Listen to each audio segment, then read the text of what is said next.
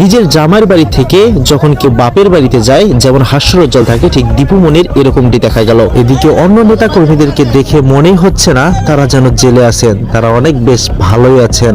ঠিক আপনারা দেখছেন আজকের নিউজটি। তার মানে শেখ হাসিনা কি খুব গোপনভাবে কোনো কাজ চালাচ্ছেন, গোপনভাবে কোনো খেলা শুরু করে দিয়েছেন? দেখুন তাদের মাঝে কোনো অনুশোচনা নেই। তার মানে তারা পুলিশ হেফাজতে কি অনেক ভালোই কাটাচ্ছেন দিনকাল, নাকি আইন প্রশাসনের লোকদেরকে কিনে নিলেন টাকা দিয়ে?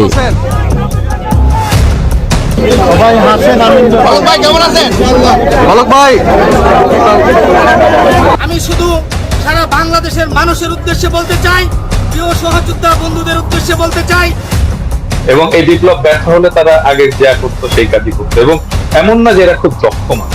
আওয়ামী লীগের নেতা কর্মীরা কিন্তু হাসিনা সরকারকে আবারও গদিতে বসিয়েই ছাড়বে। হ্যাঁ, ঠিকই শুনতে পাচ্ছেন। আজকের এই ভিডিওর মাধ্যমে আপনাদেরকে সেটা দেখানোর চেষ্টা করব।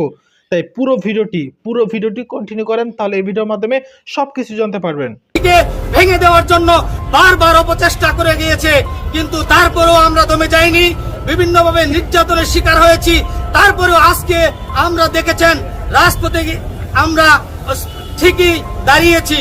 তবে যে কথাটি বলতে চাই, আমি শুধু সারা বাংলাদেশের মানুষের উদ্দেশ্যে বলতে চাই, প্রিয় সহযোদ্ধা বন্ধুদের উদ্দেশ্যে বলতে চাই, এদেশের সুশীল সমাজ, নাগরিক বৃন্দ, শিক্ষক বৃন্দ, আমাদের শ্রদ্ধেয় যারা আছেন তাদের সমীপে এবং এই দেশের রাষ্ট্রীয় প্রতিনিধিদেরকে বলতে চাই, বিগত সরকার যাদেরকে আমরা সকলে এক বাক্যে এখন বলে উঠছি যে স্বৈরাচারের ভূমিকায় ছিল, তাই যদি হয়ে থাকে, তাই যদি আমরা বিশ্বাস করি, তাহলে আমরা যে আন্দোলনের মাধ্যমে যে নির্যাতনের পর এই সরকার অর্থাৎ অন্তর্বর্তীকালীন সরকার বা আপনার যে সরকারি নাম দেন না কেন, এই সরকারে এসে যখন আমরা এই ছাত্র সমাজ, সারা দেশের নির্যাতিত ছাত্র সমাজকে নিয়ে রাজপথে আমরা একটি ন্যায্য দাবির জন্য আমরা তাদের কাছে হাত পেতে ভিক্ষার মতো চাচ্ছি, তারা আমাদেরকে কোনো ফ্লোর দিচ্ছে না।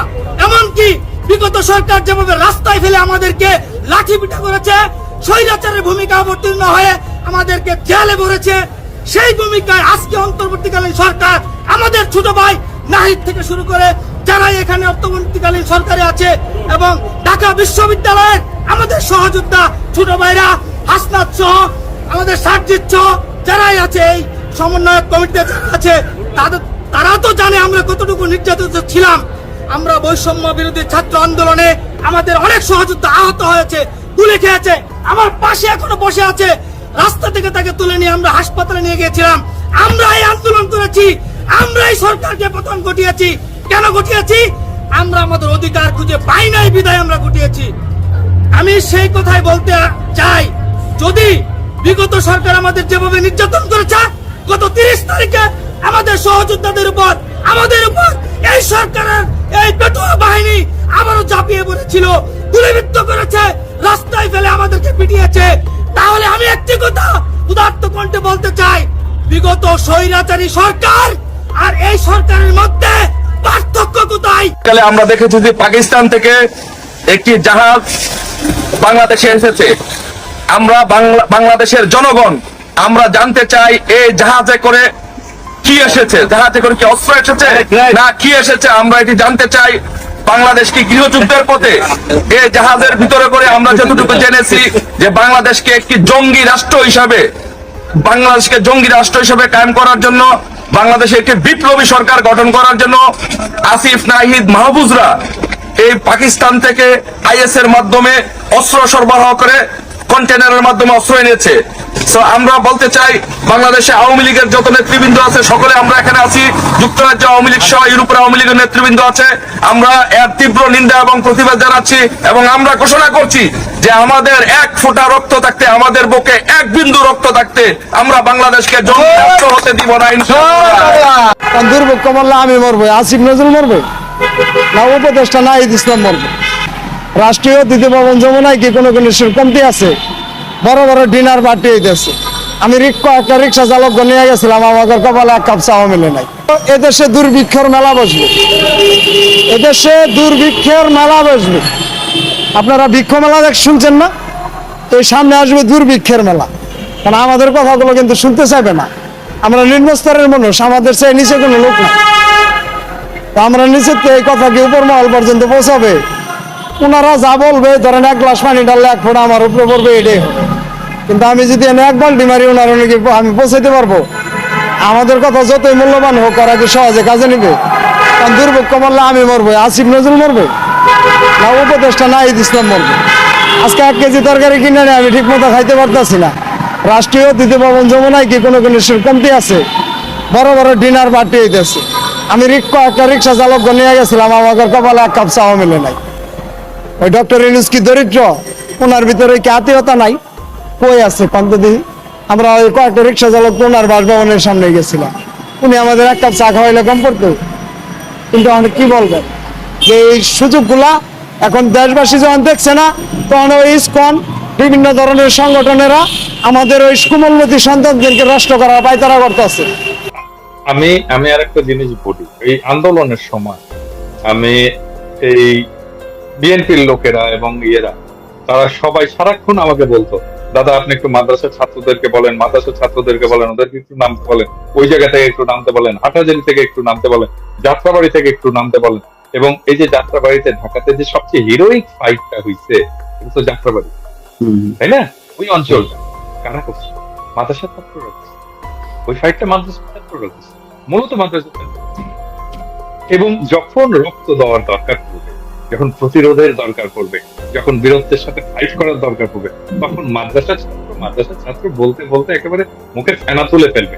আর যখন মাদ্রাসা ছাত্ররা এই কাজটা করে ফেলবে, তখন ওরে বাবা, বাংলাদেশ মৌলবাদী দেশ হয়ে, বাংলাদেশ ইসলামপন্থী দেশ হয়ে, এই মাদ্রাসার ছাত্র সব দখল করে নিল। এই মাদ্রাসার লোকেরা এসে পেশাব করলো ঢাকা ইউনিভার্সিটিতে, এসে ঢাকা ইউনিভার্সিটির পরিবেশ নষ্ট করে ফেললো, এই করলো, সেই করলো, এই জমায়েত করলো। চিন্তা করছে এদের মানসিকতা? চিন্তা মাঝখানে একটা পোস্টের কথা মনে আছে দাদা, ওই যে প্রথম আলো, আমি খেয়াল করিনি, আপনার পোস্ট দেখার পরে খেয়াল করলাম, তারা ওইটাকে স্পন্সর করছে, আপনার বুশ করছে যে জাহাঙ্গীরনগর বিশ্ববিদ্যালয়ে ছাত্র শিবিরের বিরুদ্ধে বামপন্থীদের 2.5 জন লোক তারা হ্যাঁ মিছিল করছে, এটা প্রথম আলো আবার স্পন্সর করছে, এটা বুশ করে তারপরে মানুষকে জানাচ্ছে বামপন্থীদের সেই মিছিলের কথা। তো ছাত্র শিবির তো কিভাবে চলে সেটা তো ছাত্র শিবির সেই তাদের দক্ষতা দেখিয়ে দিয়েছে। ছাত্র শিবির ওই যে, আপনারা পুরো ভিডিও ক্লিপটি দেখলেন, পুরো ভিডিও জুড়ে আপনাদের কি মতামত অবশ্যই কমেন্ট বক্সে লেখা জানাবেন। আমি আমার নিজের অভিজ্ঞতা থেকে বলছি, গতকালকে আমি এক ভাইয়ের সাথে দেখা করলাম, সে আওয়ামী লীগ করে, সেটা আমি ভাই আদৌ জানি না। তো তার কাছে আমি একটা বিষয় কথা বলতেছি, এর মধ্যে হুট করে সে আবার মানে তার দলের মানে আওয়ামী লীগের কথা চলে আসলো, হঠাৎ করে নিয়ে আসলো। আসার পরে সে বলতেছে যে ডক্টর ইউনূস সরকার যেই পরিমাণ মানে সাধারণ মানুষের উপর জুলুম করতেছে, এটা আসলে আদৌ কোনো ঠিক না, এরকম কথা তিনি বললেন। তো আমি বললাম কিরকম জুলুম করলো? তো সে এরকম একটা কথা বললো যে দেখেন, এই যে ডক্টর ইউনূস মানে সে ক্ষমতায় বসছে কেবল 3 মাস, 3.5 মাস হয় না, এখন পর্যন্ত 3.5 মাস হয় না। এর মধ্যে আওয়ামী লীগের যে নেতা কর্মীরা একটু মিছিল করবে, মিটিং করবে, সেটা পর্যন্ত তারা করতে দেয় না।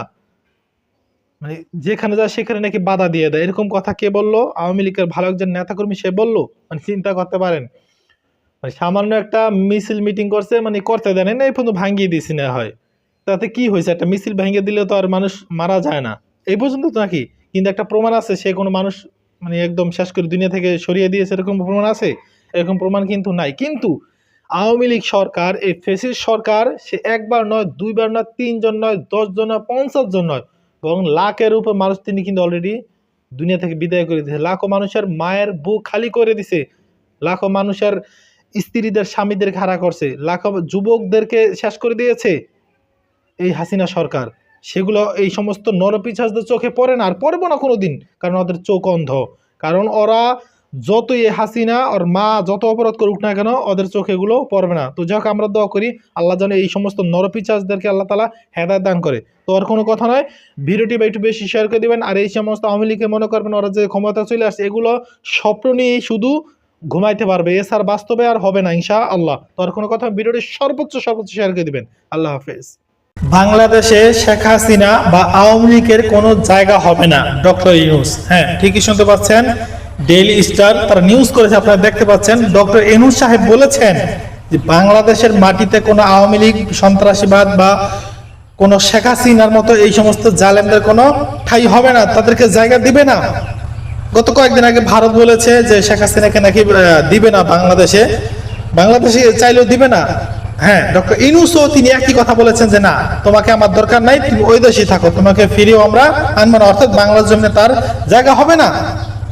তো চিন্তা করতে পারেন কিরকম জুলুম করলে এরকম একটা সিদ্ধান্ত নিতে পারে একটা সরকার, চিন্তা করতে পারেন।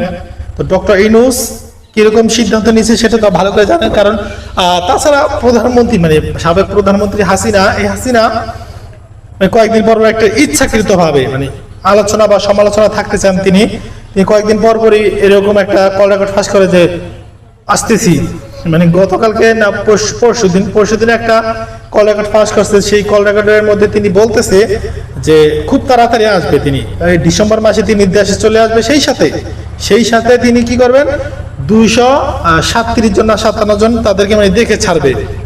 চিন্তা করতে পারেন। শুধু তাই নয়, তিনি তো কিন্তু প্রায় আসেন, তিনি ডিসেম্বর মাসে আসে, তিনি 15 আগস্টে আসে, তিনি অমুক তারিখে আসে, ফেব্রুয়ারি মাসে আসে, জানুয়ারি মাসে, মানে আসতেই থাকে, প্রতি মাসে আসে, ঠিক আছে, প্রতি মাসে তিনি কিন্তু আসে।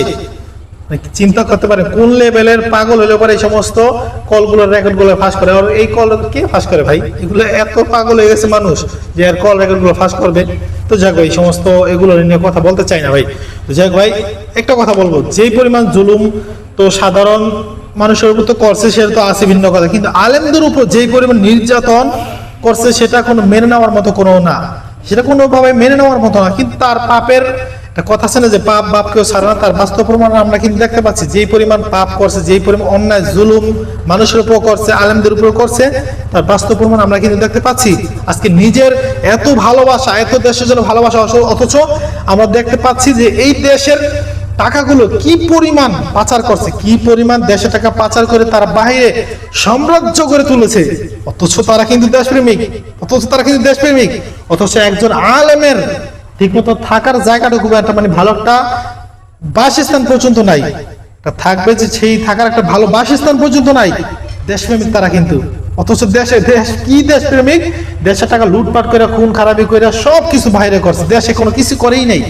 চিন্তা করতে পারেন কি দেশপ্রেমিকের প্রেমিকেরা, অথচ আলেমদেরকে দেশ বিরোধী বানাইছে। কত লেভেলে মানে চোর আছে না, আরেকজনের চোর বলে নিজে একটু ভালো থাকার চেষ্টা করে। তো যাক ভাই, এই সমস্ত চোর বাটপার দিনে কথা বলতে চাই না। আল্লাহ ওদের বিচার অবশ্যই করবে যারা আলেমদের উপর বিচার করেছে। আল্লাহ হাফেজ। আপনার কি খুব টাকার প্রয়োজন? তাহলে আপনি দ্রুত আপনার যে এলাকার ছাত্রলীগ আছে সেই ছাত্রলীগ তাকে ধরিয়ে দিন। ধরিয়ে দিতে পারলে 1 লক্ষ টাকা করে পুরস্কার পাবেন। হ্যাঁ, ঠিকই শুনতে পাচ্ছেন, আপনার স্ক্রিনে দেখতে পাচ্ছেন, ছাত্রলীগকে ধরিয়ে দিতে পারলেই 1 লক্ষ টাকা করে পুরস্কার। চিন্তা করতে পারেন মানে কিরকম একটা নিউজ প্রচার করে দিয়েছে। মানে ছাত্রলীগ করাটাও এখন বর্তমান সময়ে সবচেয়ে বড় অন্যায়, সেটা হচ্ছে মানে ছাত্রলীগ। এই ছাত্রলীগ একটা সময় রাজপথকে কাঁপিয়ে রাখতো, শুধু তাই নয়, সাধারণ মানুষের উপর জোর জুলুম, এই দল সেই দল, মানে মোট কথা আওয়ামী লীগ বাদে যত দল আছে সমস্ত দলগুলোকে কিভাবে যে দাবিয়ে রাখছে, নির্মম অত্যাচার করছে, সেটা আমার মতো মানুষ না বললেও চলবে। আপনারা ভালো করে আমার চাইতে বেশি জানেন। কথা হচ্ছে দেখেন এই নির্মম ইতিহাস, 15টা বছর 16 বছরও প্রশেষ করতে পারেন, এর মধ্যে তাদের অবস্থা খুবই খারাপ হয়ে গেল। এই জন্য ক্ষমতা পেলে ক্ষমতার অপব্যবহার করতে